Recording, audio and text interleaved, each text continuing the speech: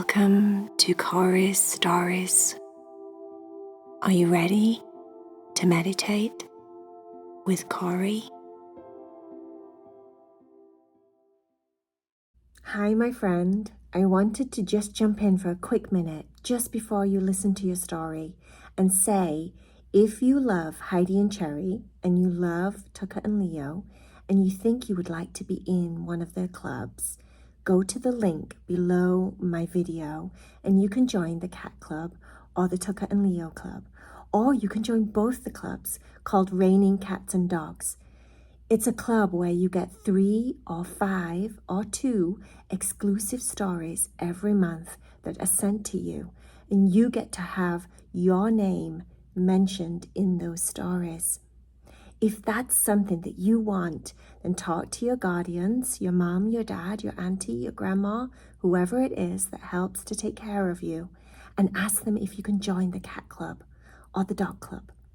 Okay, enjoy my story. I love you so much. Bye.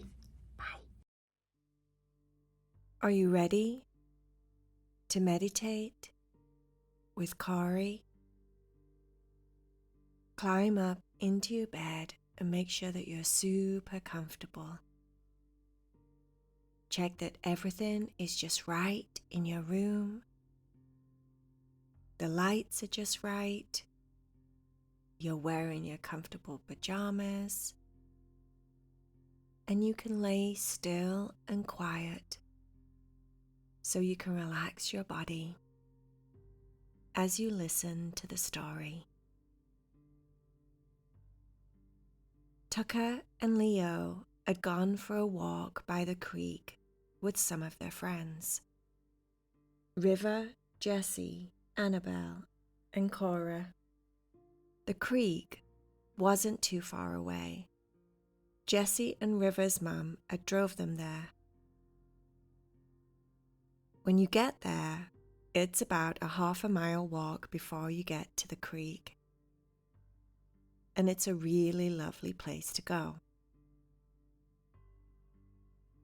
The last time that Jessie and River went, they saw tadpoles in the creek and lots of little fishes. And they told Annabelle and Cora about it, and Tucker and Leo also wanted to go. Because it wasn't that much of a long car ride, Leo was okay with it. It was about 5 minutes away from where River and Jessie lived.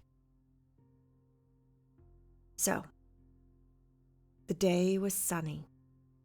There was a lovely breeze in the air. It was perfect to go to the creek, to play in the water, and just hang out together. When they got there, the first thing Leo did was be brave. He stood on the rocks at the side of the creek and let his paws get wet. "This feels really nice," he said. All of the kids took off their socks and shoes. Everyone was paddling in the creek. It was quite a shallow creek. You could walk all the way through it from one side to the other. It didn't get deep. It wasn't deep enough to swim in, but it was definitely perfect. It was crystal clear. The water was brilliantly clean and sparkly with the sun shining down on it.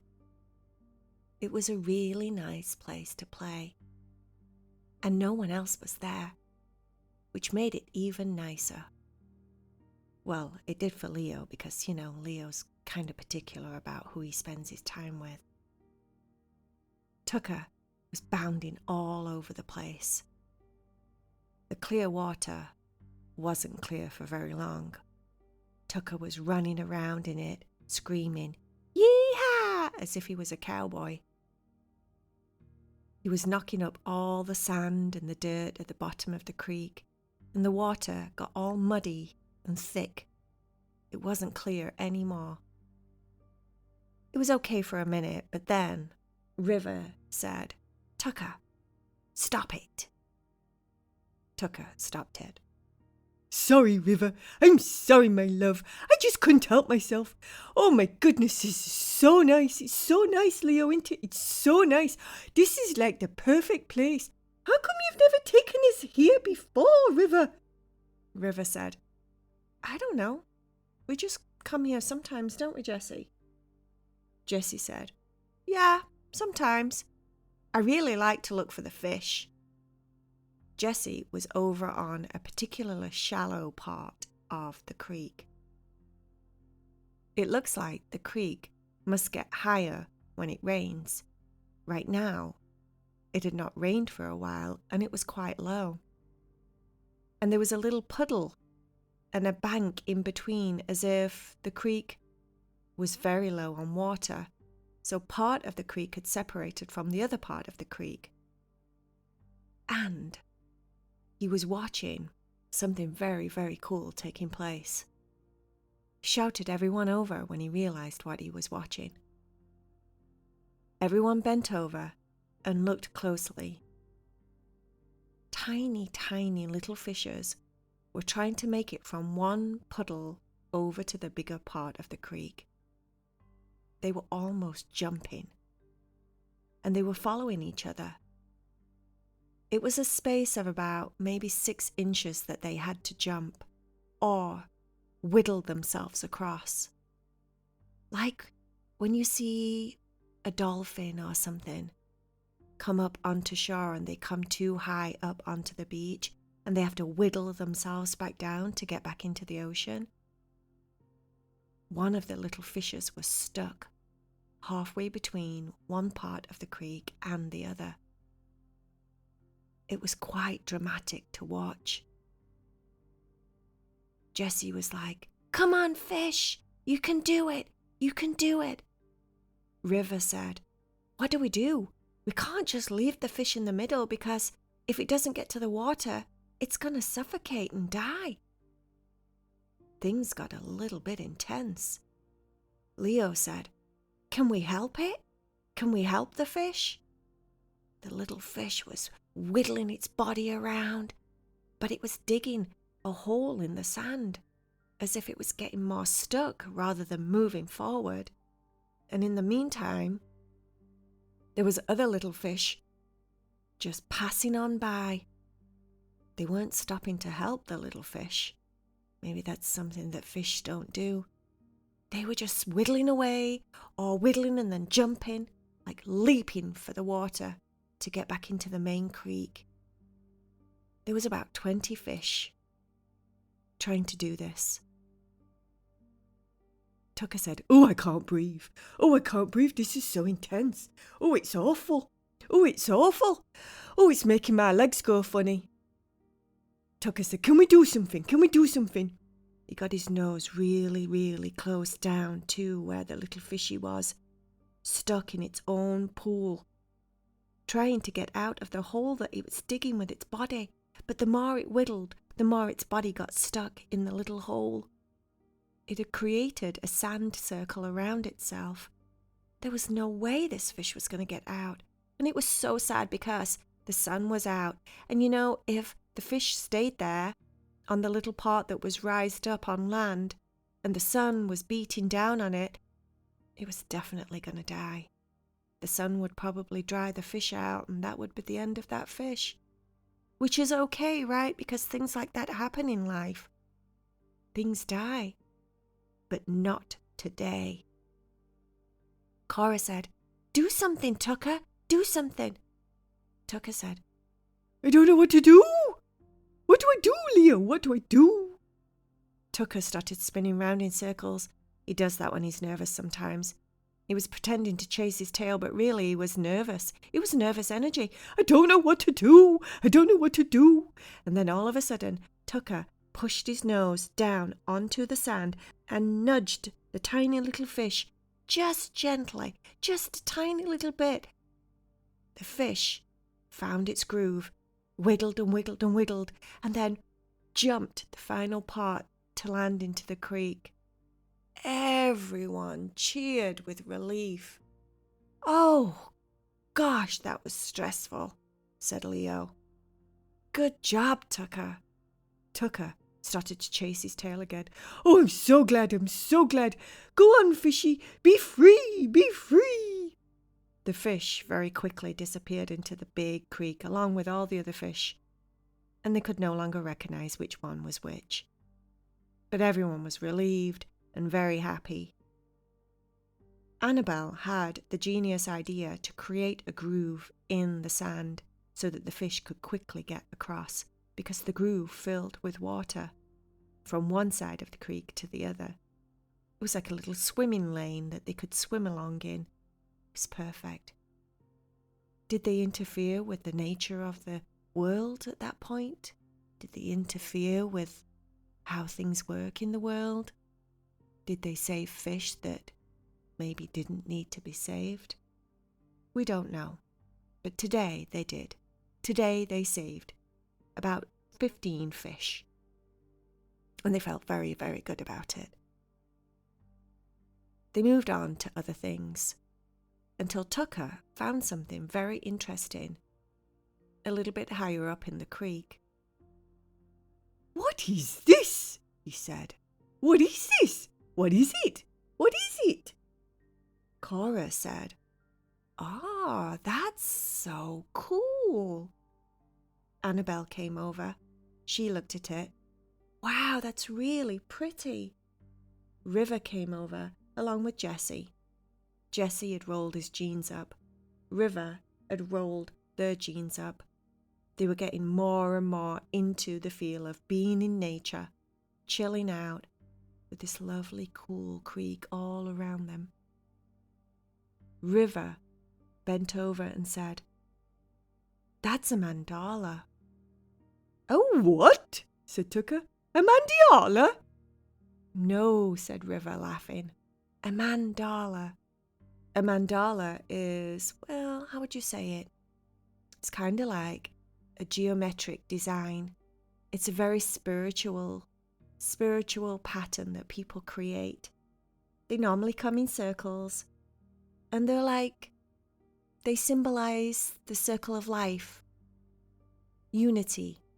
They symbolize the universe, and you can make them in many, many different patterns. They're beautiful. "Can we do one?" The mandala that everyone was looking at was just basically at the bottom of the creek. Like I said, the creek was quite shallow, so you could see to the bottom of the creek. And somebody had come along and collected all tiny different little pebbles and stones and created a circular pattern that became a mandala. And it was so smart, so pretty. Every one of them decided that they were going to make a mandala. They were going to leave their mark in the creek for someone else to come and say, "Wow, this is cool. What is it?" Everyone went in different directions, collecting as many stones as they could. Tucker and Leo collected them in their mouths. They would bob under the water and grab a hold of a pretty stone whenever they saw one. The stones were white and grey. Some of them had a pinky tone. Some of them looked purple in the light. Lots and lots of different grey tones. Some of them were brown. Some of them were cream.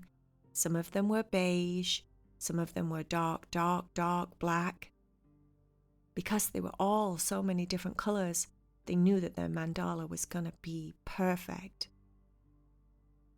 They realised that by looking at the other person's mandala, that everything had to be symmetrical. It had to have a pattern. It wasn't just a bunch of random things thrown together. It was quite intricate looking.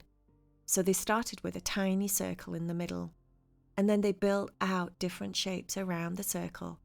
But each shape followed itself around. So if one made a triangle, they made triangles all the way around the circle, so that it looked very balanced. Everything was unified. It had a feel to it. It had a feeling. And by the time their mandala was complete, everyone understood. why people made mandalas. It was really, really calming to do. Therapeutic. It made them feel peaceful and creative, and it made them feel as if they were connecting to the creek, the sky, the wind, the stars, each other. They were connecting to each other by forming this formula of patterns in the mandala. A little bit of each one of them. There was a little bit of Tucker, a little bit of Leo, a little bit of River, Jessie, Annabelle, Cora. A little bit of their own creation. 'Cause no one took over, no one was the leader, and everyone kind of just went with each other's design. Followed it around the circle to make it complete, to make it unified. And before they knew it, they had a mandala that was really, really awesome. It's a shame we don't have a camera, said Tucker. I'd really love to take a picture. River pulled out their phone. They took a picture. I have it, they said. Now we have it forever. Will it last? Will it last till next time we come? That'd be awesome if it does, said Tucker. Maybe, said Annabelle. You never know. Or maybe the current of the creek will move it and change it, and maybe it'll rain and that'll change it. We'll just have to wait and see. It's so awesome. I love it. I love today. Eventually, the kids all settled down by the side of the creek. Jessie took off his backpack, opened it up, and passed everyone a sandwich that their mum had made them before they came. Cheese and pickle. Everyone loved cheese and pickle. And then they all had some little cuties, the tiny oranges, and a bottle of water. So nice. I like me some cheese and pickle sandwiches. My goodness, I remember one time right, Mummy made cheese and pickle. She said that the pickle was from England. It was called piccalilli. Leo said, piccalilli. Yes, that's it. It was called piccalilli. And it was bright yellow as the sun. And I was like, ooh, that smells good. That smells so good. What does piccalilli taste like? And Leo said, ooh, don't touch it. Mummy'll not be happy. And I said, oh, I can't help myself because piccalilli looks delicious. Who doesn't like cheese and sunshine? Gone. It was gone, and Mummy said, oh, that was the last of my piccalilli. And I said, oh, I'm sorry, Mummy. And Mummy said, it's okay, Leo, I love you. And she gave me a kiss, and I thought I was going to be in trouble. Like that one time I ate all the Christmas chocolate off the Christmas tree. She wasn't very happy then, was she, Leo? Leo said, no, she wasn't, Tucker. Anyway, yes, so I like me a cheese and pickle sandwich. Thank you so much, guys. Thank you so much. They had an amazing day at the creek. The sun stayed out. It stayed nice and cool, but just enough sun to feel like the perfect sunshine day. The sound of the water was really relaxing and calming. The trickly, lulling sounds of the water rolling over the rocks was perfect. They stayed there, and most of them laid back on the grass and just chilled for a bit, watching the clouds, finding different shapes.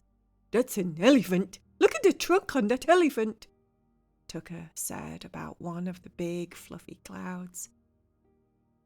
Leo had a nap, and everyone else just relaxed. After a while, it was time to go back to the car to go home. When Leo and Tucker got home, they brushed their teeth and they got into bed. Tucker snuggled into Leo, and Leo said, "Move over there. There's plenty of room. And Tucker said, Not if I want to snuggle. He snuggled even closer. Then Leo just put his head down on his legs and closed his eyes. Tucker fell asleep very quickly.